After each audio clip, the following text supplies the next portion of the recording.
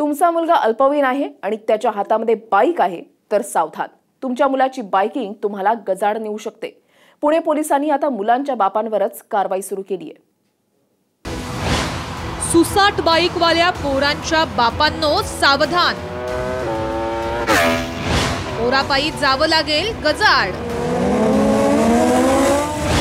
पुणे पोलिसांची मुलांसह पालकांवरही कारवाई।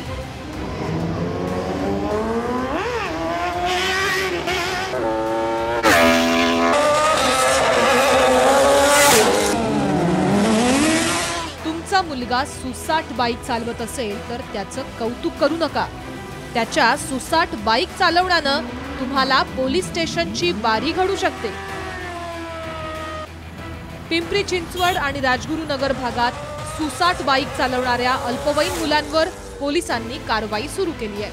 कारवाई करताना मुलांच्या पालकांवर गुन्हे दाखल केले जात आहेत। माझा मुलगा अल्पवयीन असून शाळेमध्ये गाडी आणत होता जबरदस्तीने। त्याला कालच्याला आमच्याकडून 1000 रुपये दंड वसूल केला। ते आम्ही गाडी द्यायला नाही पाहिजे, पण ते चुकी झाली आमच्याकडून। अशी प्रत्येक मुलांकडून अशी दंड वसूल कर। ज्या अल्पवयीन मुलांना बाईक चालवताना पकडलंय त्यांना आणि त्यांच्या पालकांना रस्ते वाहतुकीचे नियम पाळण्याची शपथ दिली जाते। अल्पवयीन मुलांना लायसन्स नसताना वाहन चालवायला देणे हा एक गुन्हा आहे।